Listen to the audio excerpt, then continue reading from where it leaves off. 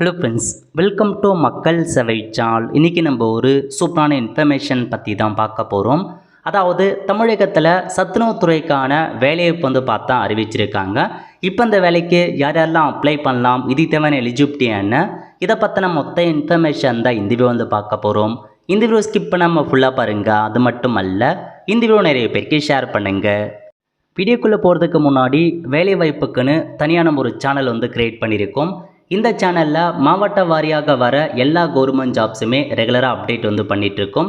இதுக்கான லிங்க்கை நான் டிஸ்கிரிப்ஷன் கொடுத்துட்றேன். விருப்பம் இருக்கவங்க இந்த சேனலை நீங்கள் சப்ஸ்கிரைப் பண்ணி வச்சுக்கோங்க. ஓகே, இப்போதைக்கு தமிழக அரசு சத்துணவுத்துறையில் உங்களுக்கான வேலைவாய்ப்பு அறிவிச்சிருக்காங்க.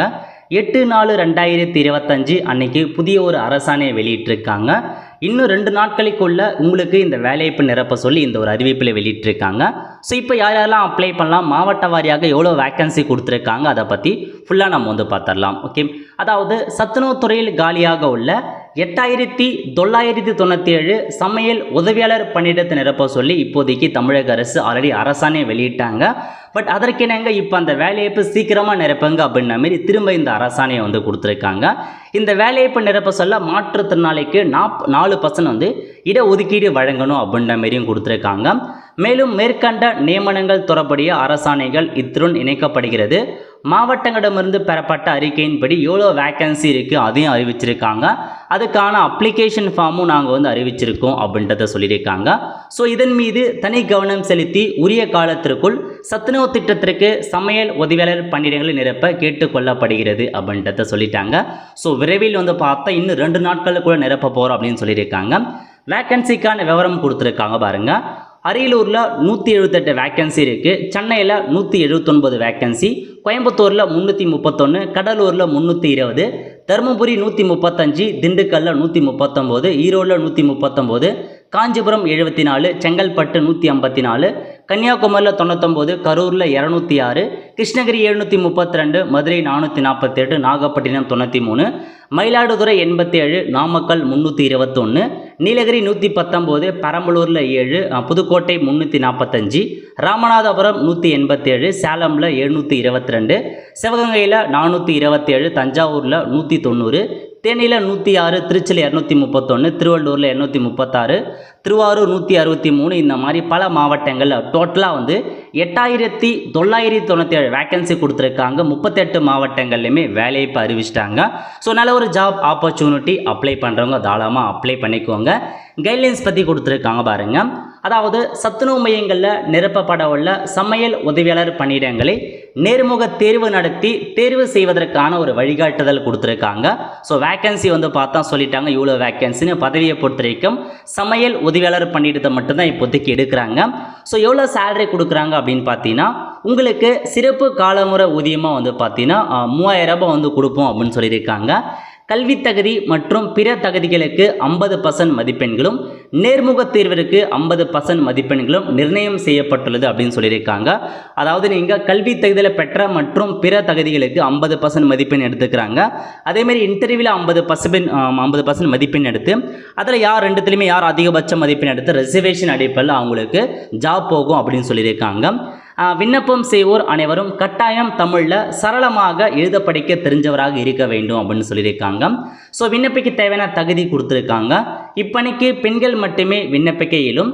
21 வயது முதல் 40 வயதுடைய பெண்கள் விண்ணப்பிக்கலாம் அப்படின்னு சொல்லியிருக்காங்க. கல்வி தகுதியை 10ஆம் வகுப்பு தோல்வி அல்லது 10ஆம் வகுப்பு பாஸ் பண்ணியிருக்கவங்க அப்ளை பண்ணலாம். 10th ஃபெயில் ஆனவங்க அல்லது 10 பாஸ் பண்ணியிருக்கவங்க அப்ளை பண்ணலாம். விண்ணப்பதாரரின் தகுதிகள் அனைத்தும் எந்த தேதியில் அறிவிப்பு வெளியிடப்படுகிறதோ அந்த தேதினை அடிப்படையாக கொண்டு கணக்கிட வேண்டும். ஸோ உங்களுக்கு எல்லாமே, அதாவது கல்வி தகுதியாக இருக்கட்டும், ஏஜ் மீட்டாக இருக்கட்டும், என்னைக்கு நோட்டிஃபிகேஷன் வெளியாகுதோ அன்று முதல் அதுக்கான கணக்கெடுத்துப்போம் அப்படின்னு சொல்லியிருக்காங்க. பெண்கள் தான் அப்ளை பண்ண முடியும். நெக்ஸ்ட்டு, நியமனம் கோரும் மையத்திற்கும் விண்ணப்பதாரரின் குடியிருப்புக்கும் இடையே 3 கிலோமீட்டருக்குள்ளே இருக்க வேண்டும் அப்படின்றத சொல்லிட்டாங்க. ஊராட்சி, குக்கிராமம், வருவாய் கிராமம் போன்றவைகள் கணக்கில் எடுத்துக்கொள்ள தேவையில்லை அப்படின்னு சொல்லியிருக்காங்க. அதாவது இப்போ உங்கள் ஊரில் ஒரு வேக்கன்சி இருக்குது அப்படின்னா நீங்கள் 3 கிலோமீட்டருக்குள்ளே வசிக்கணும் அப்படின்றதையும் சொல்லிட்டாங்க. அதிகபட்சமாக அந்த சரௌண்டிங்கில் இருக்க வில்லேஜ் நீங்கள் அப்ளை பண்ணலாம். ஒரு வேக்கன்சி இருக்குன்னா அங்கேருந்து 3 கிலோமீட்டருக்குள்ளே நீங்கள் வசிக்கிறீங்க அப்படின்னா தாராளமாக அப்ளை பண்ணலாம். ஓகே, அனைத்து நியமங்களும் அரசு விதிகளின்படி 200 புள்ளிகள் இன சூழ்ச்சி முறையை பின்பற்றி மேற்கொள்ளப்படும், ரிசர்வேஷன் படி கடைபிடிக்கப்படும் அப்படின்னு சொல்லியிருக்காங்க. மாற்றுத்திறனாளிகளுக்கு 4% இடஒதுக்கீடு வழங்குறோம் அப்படின்னு சொல்லியிருக்காங்க. அதேமாரி குறைவான பார்வை திறன் கொண்டவங்க, உடல் இயக்க குறைபாடு, குணப்படுத்தப்பட்ட தொழுநோய் இவங்களுக்குலாம் வந்து பார்த்தா இருக்கும் அப்படின்னு சொல்லியிருக்காங்க.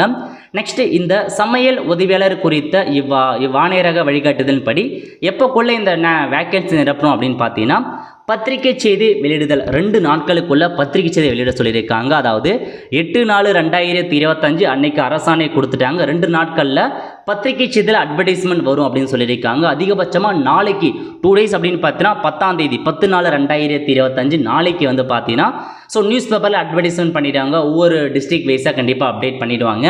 நெக்ஸ்ட்டு விண்ணப்பிக்கும் காலம். எப்போ அப்ளை பண்ணால் 10 நாட்கள் தான் டைம் கொடுப்பாங்க, அதுக்குள்ளே அப்ளை பண்ணிடுங்க அப்படின்றத சொல்லியிருக்காங்க. விண்ணப்பங்கள் ஆய்வு செய்து பட்டியல் தயாரித்தல், அதுக்கு ஒரு 10 நாட்கள். அழைப்பு கடிதம் அனுப்பி நேர்முக தேர்வு வைக்கிறதுக்கு ஒரு 15 நாட்கள். பணியாணை வழங்குதல் 3 நாட்கள். டோட்டலாக 40 நாட்களுக்குள்ள மொத்த ப்ராசஸுமே நீங்கள் கம்ப்ளீட் பண்ணி ஆகணும் அப்படின்னு சொல்லியிருக்காங்க. 40 நாட்களுக்குள்ள அவங்களுக்கு ஆர்டர் காப்பியை கொடுத்துடணும் அப்படின்னு அறிவிச்சிருக்காங்க. 2 நாட்களுக்குள்ளே நீங்கள் அப்ளை பண்ண ஸ்டார்ட் பண்ணிக்கலாம். நெக்ஸ்ட்டு காலி பணியிடங்களை அறிவித்தல். அனைத்து நியமங்களுக்கும் அரசு விதிகளின்படி 200 புள்ளிகள் இளம் சுழற்சி முறை வந்து பின்பற்றப்பட வேண்டும் அப்படின்னு சொல்லியிருக்காங்க. வட்டார வாரியாக நியமனம் செய்யப்பட உள்ள காலி பணிகள் தெரிவு செய்து மையங்கள் பட்டியலிடப்பட வேண்டும். அதாவது ஒவ்வொரு தாலுக் வைஸாக எவ்வளோ வேக்கன்சி இருக்குது அதற்கான லிஸ்ட்டை நீங்கள் ஒட்டுங்க அப்படின்றத சொல்லியிருக்காங்க. மாவட்டத்தினை ஒரு அலகாக கொண்டு இன சுழற்சி நிர்ணயம் செய்யப்பட வேண்டும். இன சுழற்சி முறையிலான எண்ணிக்கையில் காலி பணிகள் கணக்கிட்டு நேர்வுத்துறையும் போது இறுதி பண்ணணும் அப்படின்றத சொல்லியிருக்காங்க. மேலும் கடந்த முறை பேக்லாக் வேக்கன்சி இருக்குது அப்படின்னா அதை இப்போ நிரப்புங்க அப்படின்றதையும் உங்களுக்கு மென்ஷன் பண்ணியிருக்காங்க. ஓகே, அதுக்கப்புறம் வந்து பார்த்தா உங்களுக்கு மாவட்ட அளவில் விண்ணப்பங்களை ஆய்வு செய்திடும் போது 25% விதவைகள், 4% மாற்றுத்திறனாளிக்கு இடஒதுக்கீடு கொடுக்கணும் அப்படின்னு சொல்லியிருக்காங்க. இதெல்லாம் அவங்களுக்கு வந்து ரிசர்வேஷன் அதிகமாக வந்து போகுது. வட்டாரங்களிலிருந்து பெறப்பட்ட காலி பணியிட விவரங்களை மாவட்ட அளவில் ஒட்டுமொத்தமாக தொகுத்து செய்தி வெளியீடு செய்திட வேண்டும். ஒவ்வொரு தாலுக் வைஸாக இருக்க வேக்கன்சிலையுமே அப்டேட் பண்ணி மாவட்ட வாரியாக ஒரே நோட்டிஃபிகேஷனாக வெளியிடுங்க அப்படின்னு சொல்லியிருக்காங்க.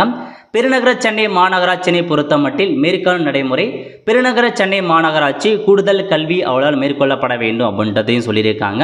சிலமே ஒரு இன்ஸ்ட்ரக்ஷனாக தான் கொடுத்துருக்காங்க, நோட் பண்ணிக்கோங்க. அதுக்கடுத்து அரசு உதவி பெறும் சிறுபான்மையினர் பள்ளிகள் மற்றும் சிறுபான்மையர் அல்லாதோர் பள்ளிகளில் சமையல் உதவியாளர் பணி நியமனம் செய்திட அதுக்கான வழிகாட்டும் வெளியிட்டிருக்கோம் அப்படின்னு சொல்லியிருக்காங்க. மற்ற காலி பணிகளுக்கு நேர்முக தேர்வு நடத்தப்படுவதை போன்றே இதுக்கும் நடக்கும் அப்படின்றத சொல்லியிருக்காங்க. அதுக்கப்புறம் என்ன சொல்லியிருக்காங்க அப்படின்னு பார்த்தீங்கன்னா, பள்ளியின் தாளாளர் தலைமை ஆசிரியர் அவர்களை வரவேற்று அப்பட்டியலை பார்வையிட அனுமதிக்க வேண்டும். பட்டியலை பார்வையிட்ட 5 வேலை நாட்களில் அப்பட்டியலில் உள்ள 5 நபர்களை பள்ளி நிர்வாகம் பரிந்துரை செய்யலாம் அப்படின்றதையும் வந்து மென்ஷன் பண்ணியிருக்காங்க. விண்ணப்பங்கள் சரிபார்க்கும். விண்ணப்பங்கள் எப்படி சரிபார்க்கிறாங்க அப்படின்னா, வட்டார அளவில் விண்ணப்பங்கள் பெறுகின்ற நிலையிலிருந்து நேர்முக தேர்வு நடத்தி முடித்து வரையிலும் இப்பணிகள் தொடர்பான பணிகளை மேற்கொள்ள வட்டார அளவில் துணை வட்டாட்சியர் அலுவலகம் பாருங்க, அவங்க வந்து பார்த்தா ஒரு குழு அமைச்சு பண்ணுவாங்க அப்படின்னு சொல்லியிருக்காங்க. நீங்கள் அப்ளை பண்ணுறது தாலுக் வைஸாக தான் அப்ளை பண்ணுற மாதிரி இருக்கும் அப்படின்றதையும் சொல்லிட்டாங்க. இக்குழு பெறப்பட்ட விண்ணப்பங்களை பரிசீலித்து நிர்ணயிக்கப்பட்ட கல்வி தகுதி, இன சூழ்ச்சி, சுற்றல் எல்லாமே தயாரிக்கணும். எல்லாமே இதுக்கேற்ற மாதிரி செக் பண்ணி பார்த்துட்டு அதுக்கப்புறம் நேர்முக தேர்வுக்கு நீங்கள் கூப்பிடுங்க அப்படின்றத சொல்லியிருக்காங்க. நெக்ஸ்ட்டு நேர்முக தேர்வு பின்பற்ற வேண்டிய நடைமுறைகள். தகுதி வாய்ந்த விண்ணப்பத்தாளர்களுக்கான நேர்முக தேர்வினை அந்தந்த வட்டாரங்கள் நடத்திட வேண்டும். நேர்முக தேர்வு தாலுக்கில் நடக்கும், சர்டிஃபிகேட் வெரிஃபிகேஷனும் உடைய தாலுக்கிலே நடக்கும் அப்படின்னு சொல்லியிருக்காங்க.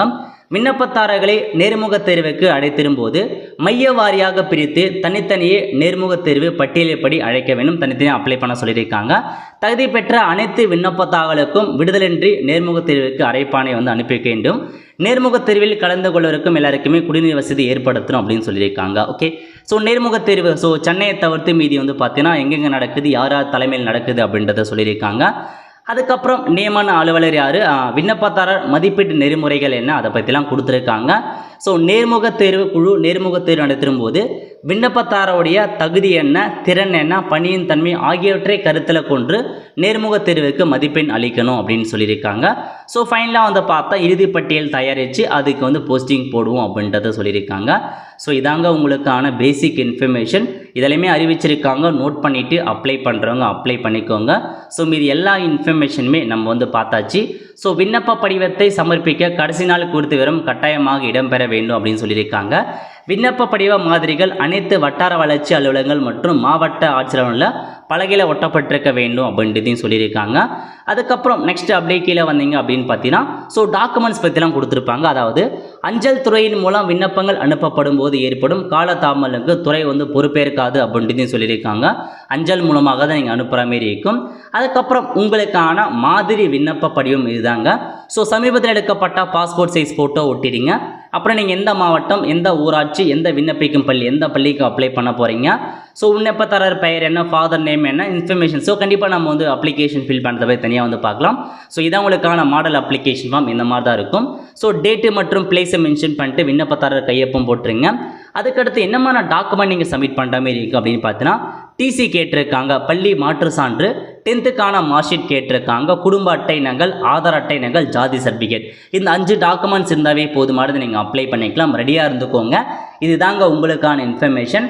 நெக்ஸ்ட்டு பத்திரிகை செய்தி, ஒவ்வொரு டிஸ்ட்ரிக்ட் வைஸாக உள்ள பத்திரிகை செய்தி எப்படி கொடுக்கணும் அதை பற்றி சொல்லியிருக்காங்க பாருங்கள். டிஸ்ட்ரிக்ட் வைஸாக இந்த மாதிரி தான் பத்திரிகை செய்தி வரும். மாவட்டத்தில் பள்ளிகளை செயல்படும் சொத்துணமையில் காலியாக உள்ள இவ்வளோ வேக்கன்சி காலியாக இருக்குது, நிரப்பப்பட போது வட்டார வாரியாக அப்ளை பண்ணுங்க அப்படின்ற மாரி வந்து இந்த மாதிரி அறிவிப்பு வெளியிடுவாங்க அப்படின்ட்டு சொல்லியிருக்காங்க. இதாங்க பேசிக் க்ரைட்டீரியா. இந்த மாதிரி தான் டிஸ்ட்ரிக்ட் வைஸாக கொடுப்பாங்க.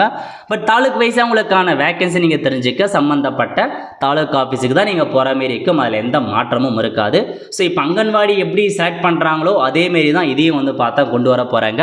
அதேமாரி தாலுக் வைஸாக தான் நீங்கள் அப்ளை பண்ணுற மாரி இருக்கும். Okay, so overall district notification vacancy கொடுத்துட்டாங்க. ஆல்மோஸ்ட் இந்த அரசாணையில் ஃபுல் டீட்டெயில்ஸ் தெளிவாக எக்ஸ்பிளைன் பண்ணிட்டாங்க. இதே ஒரு நோட்டிஃபிகேஷன் மாதிரி தான் எல்லா கைட்லைன்ஸுமே தெளிவாக கொடுத்துருக்காங்க. கல்வி தகுதி என்ன, செலெக்ஷன் ப்ராசஸ் என்ன, எப்படி செலக்ட் பண்ண வரைக்கும் ஃபுல்லாகவே அப்டேட் பண்ணிட்டாங்க. ரெடியாக இருந்துக்கோங்க. கண்டிப்பாக நாளைக்கு வந்து பத்திரிகை செய்தி வரும் அப்படின்ற மாதிரி அரசாணையில் கொடுத்துருக்காங்க. பட் நாளைக்கு டிலே ஆகும் பட்சத்தில் நாளைக்கு கண்டிப்பாக பத்திரிகை செய்தி அப்டேட் பண்ணிடுவாங்க. Okay, all the friends. So இதான் உங்களுக்கான இன்ஃபர்மேஷன். கண்டிப்பாக இந்த வீடியோ பிடிச்சா லைக் பண்ணுங்கள். அது மட்டும் அல்ல, இந்த வீடியோ நிறைய பேருக்கு ஷேர் பண்ணுங்கள். அடுத்து ஒரு நல்ல வீடியோவில் சந்திப்போம். நன்றி, வணக்கம்.